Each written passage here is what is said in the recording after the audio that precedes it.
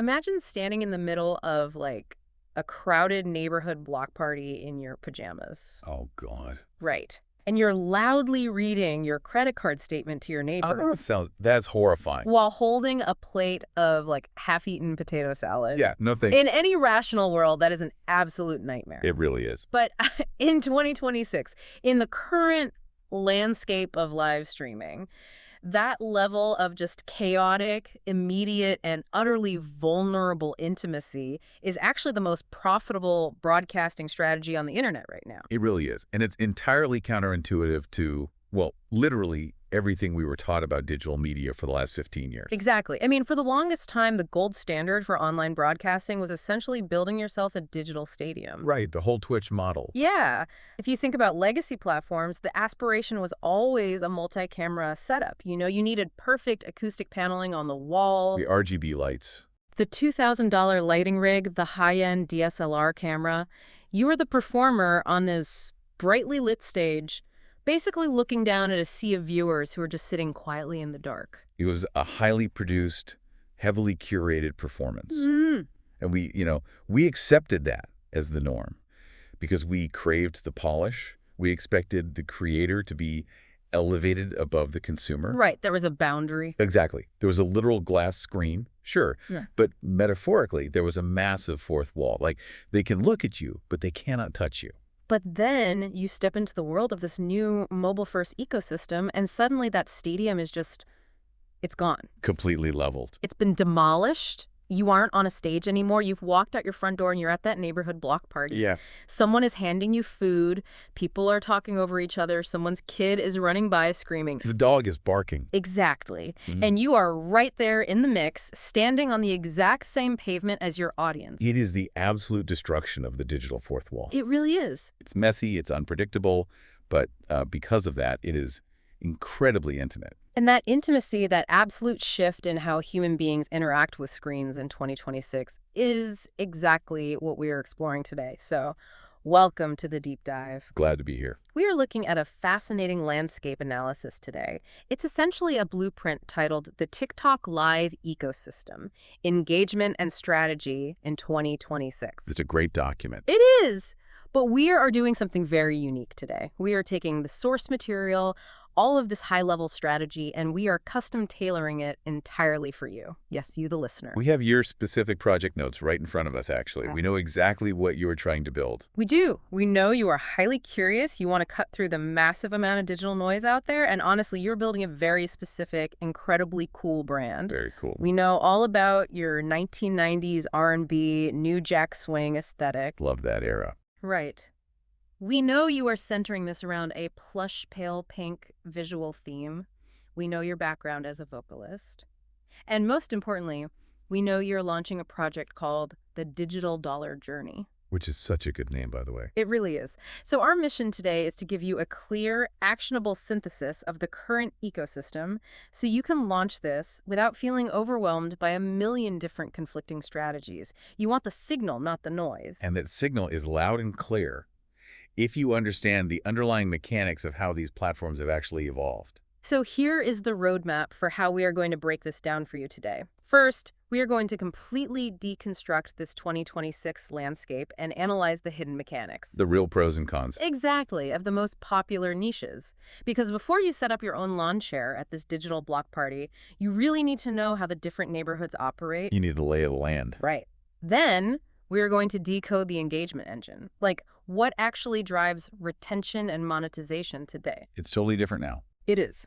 After that, we'll walk through your essential first steps, apply these universal rules directly to your plush pink brand, simplify the entire thing for your literal day one launch. Keep it super simple. And finally, we are going to tap into your musical background in a way that I think is going to fundamentally change how you view live streaming. It really is a perfect storm of elements. I mean, you have ingredients that most creators would kill for, but they only work if they are combined in the exact right sequence. Okay, let's unpack this.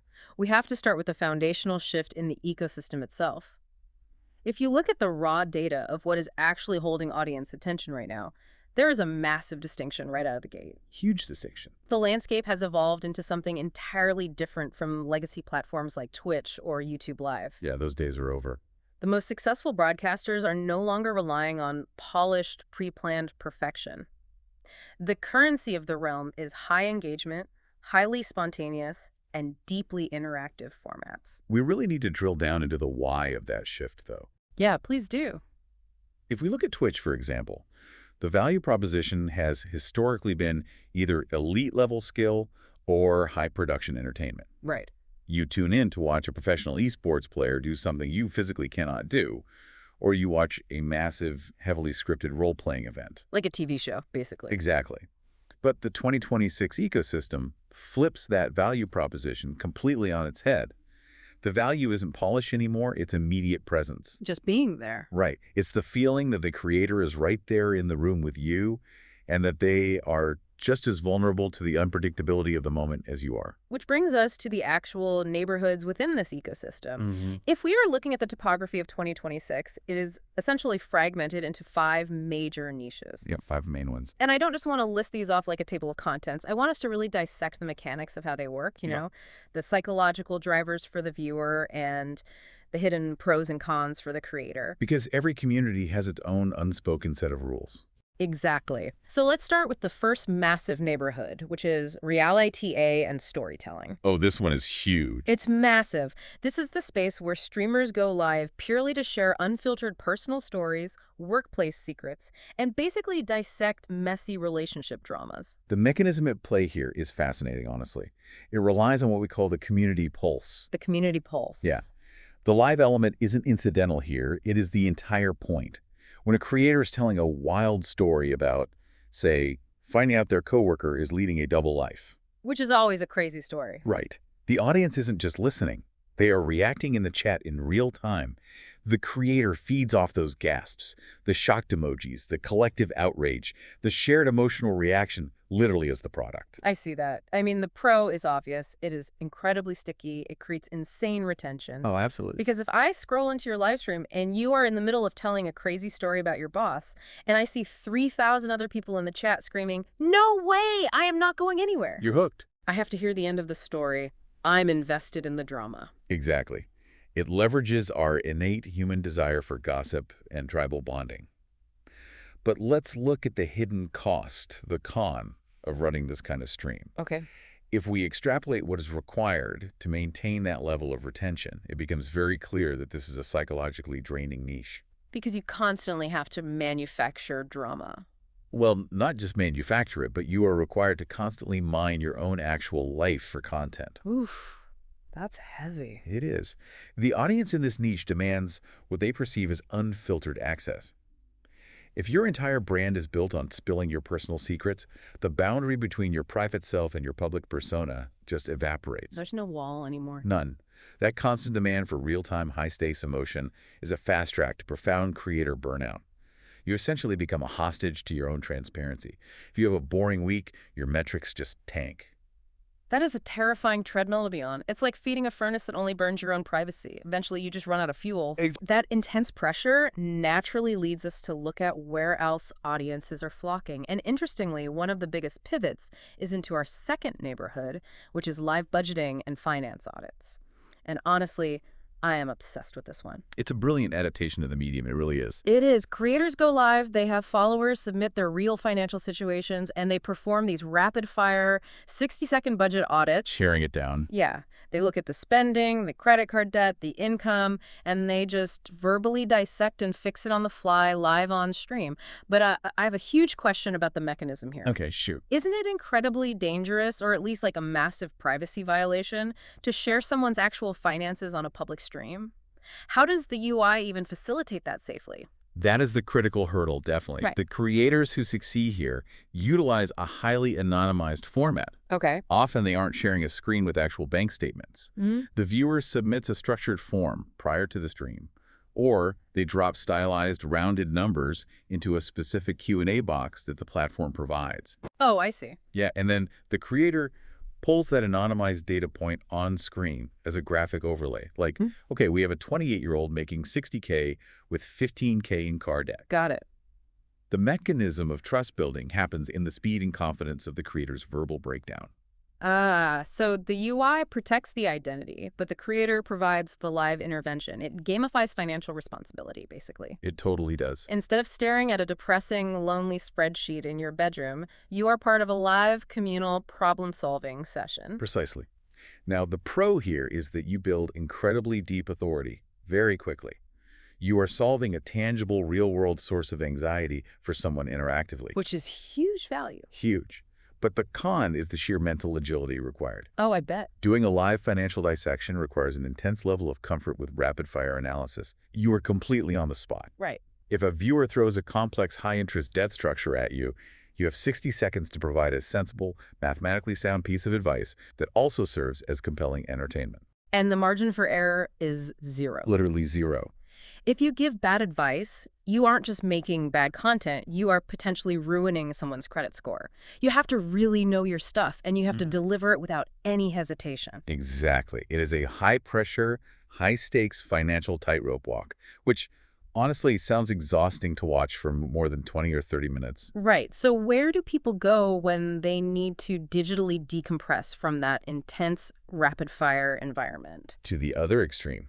Exactly. They migrate to the exact opposite end of the spectrum, which brings us to our third niche. This is quiet wellness and WFH, work-from-home aesthetics. This is perhaps the most interesting psychological phenomenon on the platform right now. Okay, I need you to explain the appeal of this to me because on paper it sounds incredibly boring. I know it does. These are just calming atmospheric streams. It's a study with me session or someone doing a low dopamine morning routine or just like silently organizing their desk. Yep. There is barely any talking. How is this a massive niche? Well, you have to understand a concept called body doubling. Wait, define body doubling in this digital context. Is that literally just someone watching another person type on a keyboard to trick their own brain into working, like a digital mirror? That is exactly what it is. Wow. It originated as a productivity strategy for individuals with ADHD, but it has been adopted massively by the broader remote work population. That makes a lot of sense. The psychology behind it is fascinating. When you work from home, the isolation can be paralyzing.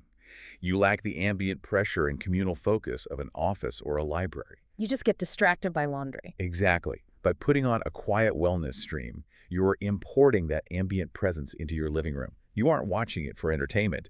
You are using the streamer's focused presence to anchor your own attention. So they just prop their phone up against their laptop monitor and let the stream run for 4 hours while they answer emails. Yes, exactly. The pro here is that it taps into a massive, captive audience.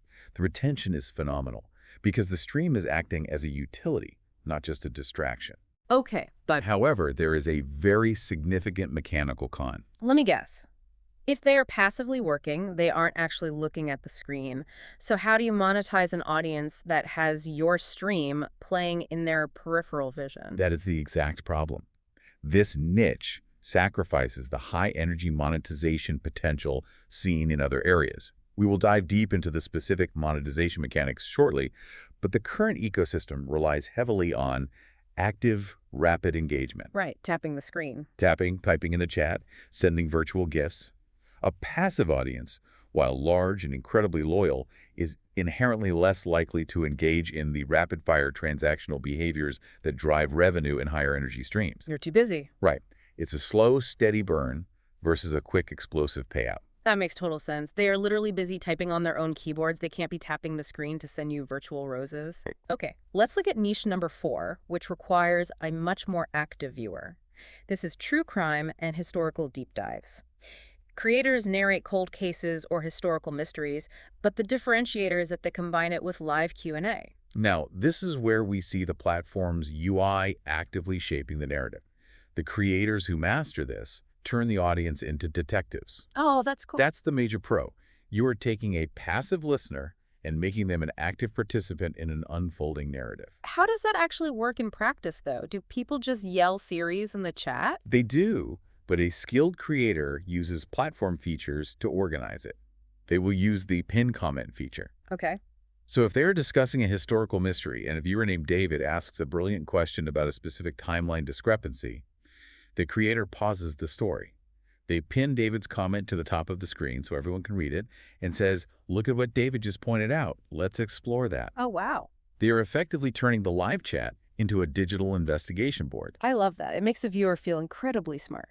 very validated. But the con has to be the preparation, right? Because if you are letting the audience steer the investigation, you can't just read off a Wikipedia page. Oh, the rigor required is immense. You have to sustain the narrative tension, build the atmosphere, and simultaneously field spontaneous, highly detailed questions from armchair detectives. You have to know everything. You are fact-checking yourself on the fly. Ah. It is highly structured spontaneity. If you get a fact wrong in a true crime stream, the chat will turn on you instantly and correct you. They're ruthless. They are. You lose authority in seconds. Which brings us to the fifth and final neighborhood dominating the landscape: interactive gaming and challenges. Now, the analysis makes a very sharp point here. This is not the esports model. Not at all. We are not talking about high-level, competitive, professional gameplay. This is entirely community-driven. It relies on direct interaction, polls, challenges, and conversational commentary.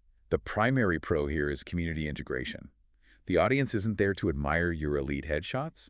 They're there to play with you. Like couch co-op. Exactly. And this introduces a concept we're going to lean heavily into for our listener, naming the community. Many top creators in this space have highly specific, endearing names for their chat. I noticed that. Yeah, one prominent example refers to their audience playfully as teacups. Teacups. I love that so much. It's so specific. It's not just, hey guys, or welcome chat. It creates an immediate sense of in-group belonging. And mechanically, these teacups get to dictate the gameplay. The creator will use the platform's built-in polling feature. Okay, how does that work? They'll say, okay, teacups, I have 1 health potion left. Do I fight the boss right now, or do I run back to town, vote in the poll? The chat votes. The creator obeys the poll. They have to do what the chat says. Yes. The audience has actual agency. So they are literally co-piloting the game. What is the con there, then? Expectation management. The algorithm will inevitably push your stream to people who don't know your community rules. Oh, right. New people joining. Exactly. If a viewer wanders into your stream expecting to see professional Twitch-tier competitive gameplay, they will be deeply frustrated by you stopping every 2 minutes to ask the chat what to do. Just play the game. Right. You will get negative comments. You have to be comfortable sacrificing elite, skill-based respect for elite community interaction. You are essentially a camp counselor, not a professional athlete. Okay, so we have mapped out these 5 distinct neighborhoods. The unfiltered drama of reality A, the rapid-fire intervention of live finance, the silent utility of quiet wellness, the interactive investigation of true crime, and the co-piloted chaos of community gaming. What's fascinating here is that when you look at all 5 of these laid out, despite being completely different in tone, subject matter, and pacing, they all share one undeniable, critical common thread. Tearing down the fourth wall. Exactly. The content simply does not exist without the audience's real-time input. The audience isn't just reacting to a pre-planned stream. They're the raw material that actively shapes the stream as it happens. Which naturally leads us to the most critical part of this ecosystem, and honestly, the part that confuses new creators the most. Because if the audience is shaping the stream, that fundamentally alters the mechanics of how a creator actually makes money and keeps people around. It changes everything. Let's dive into section 2, the engagement engine. Specifically, the tactics for retention and monetization. This is where we see the biggest friction point for people transitioning from traditional media. The 2026 TikTok Live monetization engine relies heavily on microtransactions, specifically viewer-sent GIFs and streaks. Okay, I have to stop you here. I really need to push back on this because I am trying to put myself in the shoes of our listener. Okay, let's do it. You are an expert in your field. You are a talented vocalist. You are launching this cool digital dollar journey brand. When I hear that my income relies on viewer-sent GIFs, which are basically little digital animations of roses or lions that viewers buy with real money, my immediate thought is, how do I do that without sounding like I'm just panhandling? Right. How does a creator avoid sounding like they're standing on a digital street corner, shaking a tin cup and begging for tips? It feels incredibly cheap. It is a vital question, and your skepticism is exactly why most traditional creators fail here. They view it as panhandling because they are looking at it purely as a financial transaction. Which it is, right? Money is changing hands. Mechanically, yes. But you have to reframe the psychology entirely. It is not about the money. It is about the psychological currency of making the audience feel seen. I'm trying to wrap my head around that. Walk me through the actual psychology of a viewer sending a gift. I want you to use this metaphor. Think of a massive, crowded loud nightclub. Okay. The creator is the DJ. The chat is a sea of thousands of people trying to shout over the music. When a viewer spends $2 to send a digital gift, they are not tossing coins in a hat. Then what are they doing? It is the digital equivalent of slipping a $20 bill to the VIP bouncer to unhook the velvet rope. That gift buys them 5 seconds of VIP status, where the DJ stops the music, points directly at them, and says their name into the microphone. It's an attention transaction, not a financial one. Exactly. You are selling recognition. Yeah. You aren't begging. You are providing a service of visibility in a very lonely digital world. The currency just happens to be digital gifts. That makes sense. When you are talking and you stop mid-sentence, look directly at the camera and say, "Hold on, Sarah just sent a galaxy. Thank you so much, Sarah." You have instantly transformed a sterile financial exchange into a moment of deeply personal validation for that viewer. That completely changes the framing. It's not, please give me money. It's, I am providing a space where you matter, and this is how you raise your hand to be acknowledged. Yes. But what about the streaks? I've seen this, where people gamify spending their own money just to keep a graphic on the screen. A counter goes up, ×2, ×3, ×4. Why on earth do people do that? What is the psychological trigger there? It taps into the psychology of collective achievement and screen takeover. Screen takeover. Yeah. When a streak starts, the platform UI usually flashes, the music might change, and the chat goes wild. The viewers realize that by banding together and continuously sending small gifts, they are taking control of the visual real estate of the broadcast. They're hijacking the stream. Exactly. They're interrupting the creator on purpose. It's a playful assertion of power by the community. They want to see how flustered or excited they can make you. It's an interactive game where the creator's reaction is the prize, and that extends beyond just monetization into general engagement. The analytics show that viewers want to steer the ship in every aspect. They want polls, they want challenges. Exactly. If you were doing a poll on what app to review next, the viewer feels a sense of ownership over the next 20 minutes of content. Their micro-decision steered the ship. They chose the adventure. Right.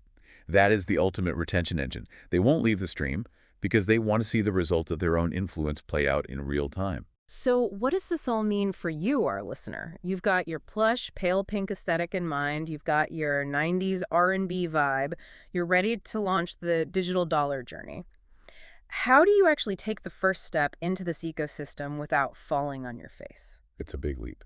Let's pivot to Section 3. Essential first steps for new streamers. The most encouraging piece of data for new creators is that the barrier to entry has completely inverted. What do you mean? Well, a few years ago, you had to spend thousands of dollars to compete. Today, professional broadcast setups are actively penalized by the audience. The aesthetic that wins is aggressively mobile first. This is massive. Let's go back to our stadium versus block party analogy. Let's do it. If you show up to a casual neighborhood block party in a full tuxedo with a professional lighting crew following you around, you don't look cool. You look ridiculous. You look insane. Right. You alienate everyone there because you are signaling that you think you are better than them. That is a perfect way to conceptualize it. Audiences are incredibly savvy, and they know what high production value implies. It implies a script, a filter, and a lack of authenticity. Yeah. The most effective streamers cultivate what we call the FaceTime aesthetic. A FaceTime call. Think about the physical mechanics of how you hold your phone when you FaceTime your best friend. You are not sitting rigidly at a desk with perfect posture. Oh, you're slouching. You are holding the phone in your hand. Your arm gets tired, so you switch hands. You are maybe walking around your kitchen making toast. The lighting is just whatever sunlight is coming through the window. It's intimate, it's a little shaky, and it's deeply real. It communicates accessibility. When the barrier to entry is low for you to create the stream, meaning you literally just hit a button on your phone in your living room, the psychological barrier for the viewer to engage is also lowered. It levels the playing field. They don't feel like they are interrupting a television broadcast. They feel like they're jumping into a casual conversation. And this ties directly into the next major trend. The absolute embrace of transparency and the rejection of the influencer persona. Audiences in 2026 are aggressively rejecting overly polished, fake content. It's so refreshing. The perfectly curated, everything is amazing, heavily filtered broadcast is dead. If we connect this to the bigger picture, this is essentially a societal immune response. We had over a decade of highly filtered, manufactured realities on platforms like Instagram in the 2010s. Oh, the peak Instagram era. Right. We were fed impossible standards of beauty, wealth, and productivity. The 2026 audience has developed an allergy to it. Perfection is now highly suspicious. Perfection feels like a scam. Wow, perfection feels like a scam. That is incredibly profound. Because if everything is perfect, you must be trying to sell me something. Precisely. Which is why the data shows that showing the real side of your day, specifically your struggles, is the ultimate trust-building exercise. Yeah. Vulnerability is magnetic. What does that look like in practice, though? Does that mean I have to go on stream and cry about my taxes? No. It is much more mundane than that.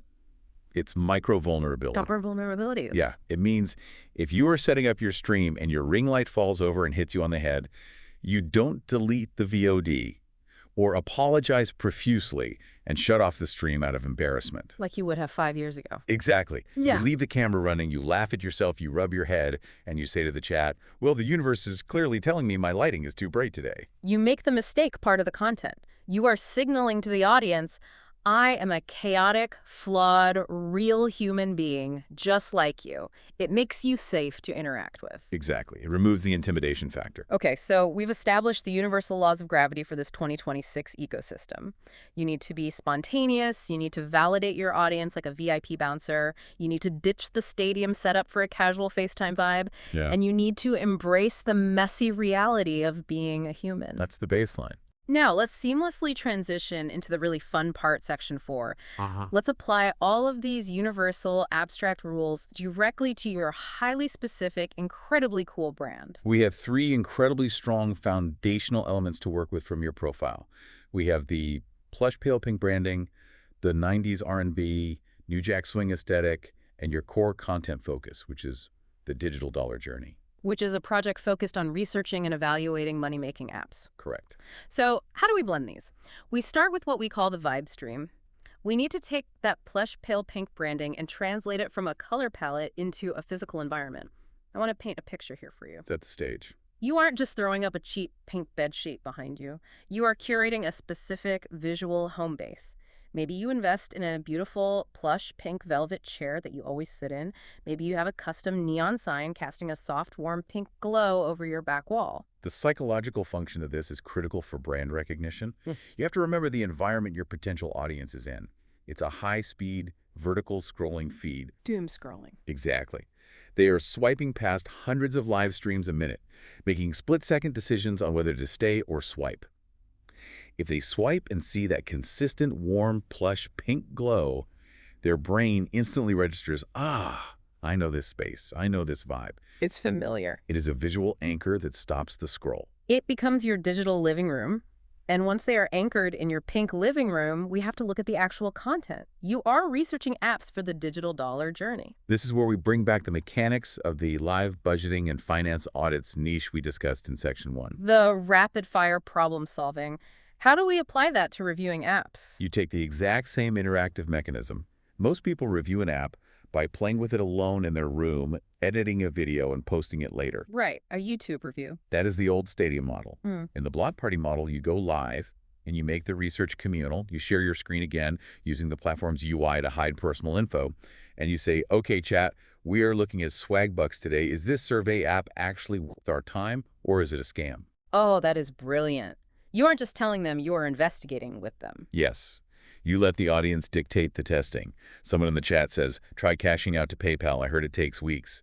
You respond instantly, great question. Let's try to cash out right now, live on stream. Let's see what happens. You're proving it in real time. You are converting passive viewers who might be mildly interested in making extra cash into a dedicated community by providing real-time, objective value and letting them steer the investigation. And this brings us to a detail that I am absolutely obsessed with, which we touched on earlier when talking about the gaming niche.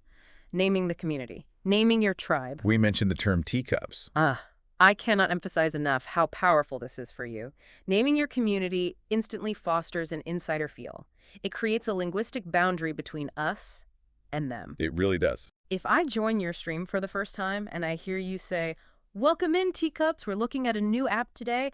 My brain immediately recognizes that there is an established culture here. Yeah. I want to know what a teacup is. I want to know how to become a teacup. It creates curiosity. It aligns perfectly with that neighborhood block party vibe. It's the secret handshake that gets you into the club. It is the foundation of long-term loyalty.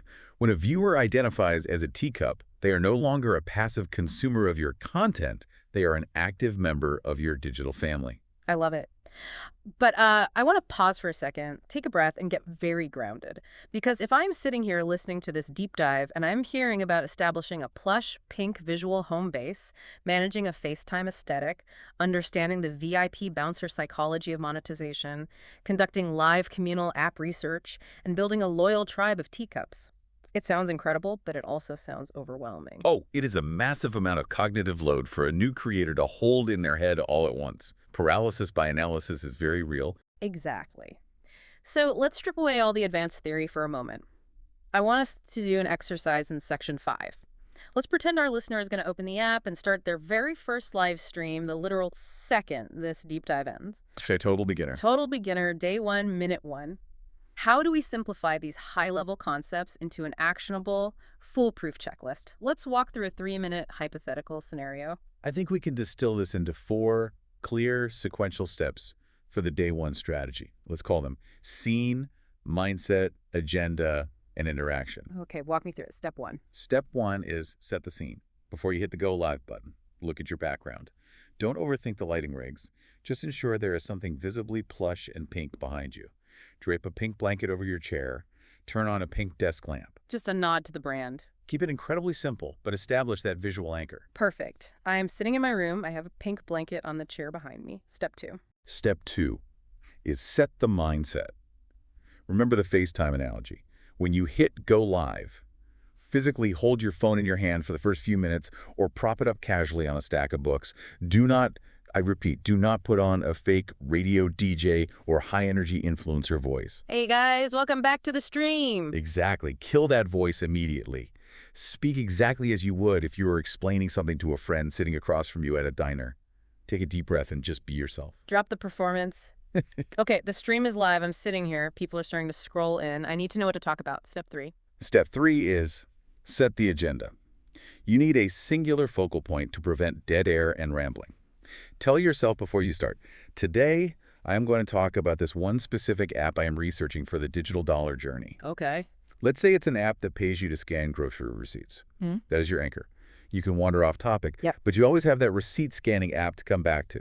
So you open the stream and say, hey everyone, welcome in. Today we are looking at this receipt app to see if it's actually worth our time. Simple, clear value proposition. But what happens when the chat starts moving? That brings us to step 4. Set the interaction.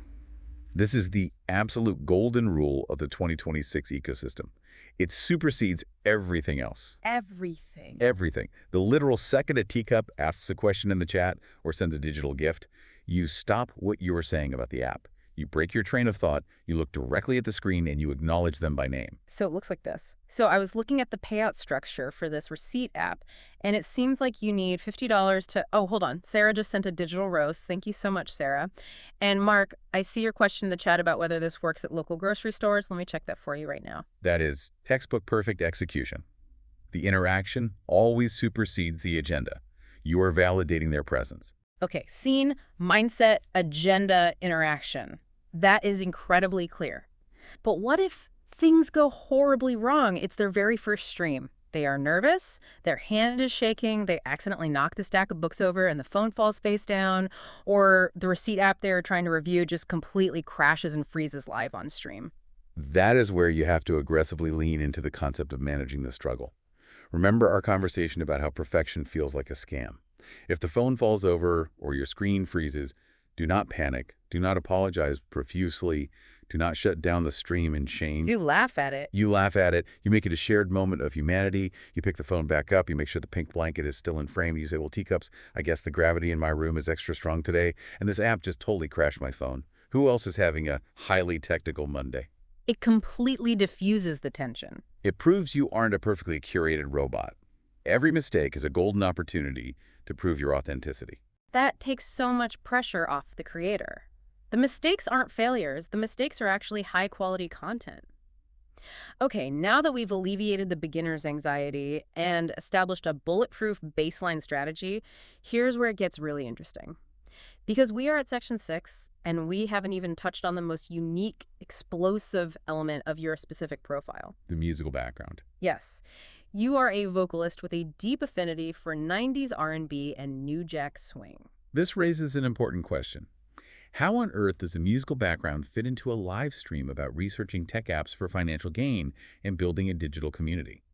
On the surface, they seem like entirely incompatible worlds. Right. If I tune into a finance stream, I don't expect a concert. But the answer lies in strategically blending the niches we discussed at the very beginning of the deep dive. You don't have to just be the high-stress finance audit stream. You can be the finance audit stream that seamlessly intersects with the low dopamine, quiet wellness vibe. Think about the unique atmosphere this creates. Let's build this scene. Imagine this. You are live. You have that plush, pale, pink lighting washing over the room. You are casually looking through a budget app on your screen, sharing your thoughts with the teacups. But playing softly, continuously in the background is a classic, smooth 90s R&B track. A whole vibe. And because you are a trained vocalist, you aren't just playing it like elevator music, you are actively engaging with it. You pause your app review for 20 seconds to dissect a specific, complex vocal run that just happened in the song. Oh, that's so engaging. You briefly explain the music theory behind a New Jack Swing drum beat to the chat, and then you seamlessly go back to the app review. You are combining the low-key, passive companionship of a Study With Me stream with highly specialized, fascinating knowledge that only you possess. It creates a texture to the stream that literally no one else on the platform can replicate. Exactly. Anyone can read the terms of service of an app. Only you can read the terms of service while expertly breaking down a Boys Sunk of Men vocal harmony. It elevates the stream from a utility to a culturally rich experience. But wait, it gets even better. Because if we look closely at how the 2026 monetization mechanics work, remember the VIP bouncer velvet rope we talked about? There is a way to weaponize your vocal talent to drive that engagement. You were talking about the live jingle writing sessions? This is, without a doubt, a masterclass in adapting to the ecosystem's economy. Explain how this works mechanically, because it blew my mind. Let's review the standard loop. Viewer sends a digital gift to feel seen. The creator's job is to validate that transaction by acknowledging them. Standard execution is stopping and saying, "Thank you, John, for the gift." Which is nice, but it's expected. It's standard. But you have a unique tool. You use your vocal talent to radically elevate this validation loop. When a teacup sends a gift, instead of just saying thank you, you instantly, instinctively improvise a 5-second New Jack Swing vocal jingle featuring their specific username. Oh my gosh. So let's play this out. I am in the chat. I send a digital rose. You see it. Instead of just saying thanks, you literally sing a personalized, on-the-spot vocal run incorporating "thank you" to the host into a 90s R&B melody right there live. Yes, and let's analyze the profound psychology of what just happened. It is the ultimate pinnacle evolution of live engagement. It's incredible. You aren't just acknowledging a transaction. You are creating a bespoke, real-time, unrepeatable piece of art specifically for them, and you are doing it in front of thousands of other people. The retention on that would be absolutely insane. If I'm sitting in the chat and I know there is even a 10% chance you will sing my weird username in a smooth New Jack Swing style, I am absolutely going to spend $2 to send a gift. Who wouldn't? And more importantly, I'm going to stay in the stream for the next hour just to hear you do it for other people, because the improvisation itself is inherently highly entertaining. Exactly. It guarantees audience retention, and it triggers a viral loop of gift giving. It turns the somewhat awkward monetization mechanic into the primary source of entertainment. The gifts becomes the content. The viewer isn't paying for attention anymore. They are commissioning a micro-performance. It is a closed-loop economic system of immense, uncopyable value. That is absolutely brilliant, and it is completely 100% unique to you and your skill set. No one can steal that format because no one else has your specific voice and your specific knowledge of 90s R&B. It's a moat around your brand. Okay, we have covered an incredible amount of ground today. Let's briefly recap this journey before we let you go start your empire. We started by fundamentally shifting our understanding of the 2026 TikTok Live ecosystem. We realized it is not a pristine, untouchable stadium. It is a raw, interactive, chaotic neighborhood block party where presence and spontaneity rule over polish. We explored the 5 major neighborhoods, from the draining drama of Real ITA, the high-pressure audits of live finance, the silent utility of quiet wellness, the interactive sleuthing of true crime, to the co-piloted chaos of community gaming. And we discovered that tearing down the fourth wall is the key to surviving in all of them. We decoded the engagement engine, realizing that microtransactions aren't panhandling. They are the currency of digital validation. It is the VIP velvet rope. We stripped down the anxiety of your first stream by establishing the scene, mindset, agenda, and interaction checklist. We embraced the simple FaceTime aesthetic and learned that inevitable mistakes are just opportunities to prove your authenticity. We took your plush pale pink branding and built a visual home base to stop the vertical scroll. And finally, we married your digital dollar journey app research with your 90s R&B vocalist background. Realizing that improvising personalized vocal jingles for your teacups is the ultimate untouchable strategy for community building and monetization. It is a phenomenal blueprint. So, to you, the listener, sitting there with your plush pink aesthetic ready to go, your unique blend of tech app research, financial journeying, and elite 90s R&B vocal talent is exactly the kind of authentic, genre-bending, boundary-pushing content this platform is desperate for right now. You have the knowledge, you have the strategy, you just need to press the Go Live button. But before you do press that button, I want to leave you with one final structural thought to ponder as you arrange your lighting. Okay, let's hear it. If the most successful streams in 2026 rely entirely on the audience doing the ship, whether they are sending gifts to trigger your vocal jingles, asking questions that derail your app review, or voting in polls to dictate the flow of the conversation, at what point do you stop being the creator and start becoming the conductor of a live digital orchestra? And how will embracing that shift in power change the way you plan your content tomorrow? What a beautiful, complex way to frame it. You aren't performing for them, you are orchestrating the beautiful noise of the block party into a symphony. Thank you so much for bringing such rich, fascinating source material to the table. We loved custom building this deep dive for you. Until next time, keep diving deep.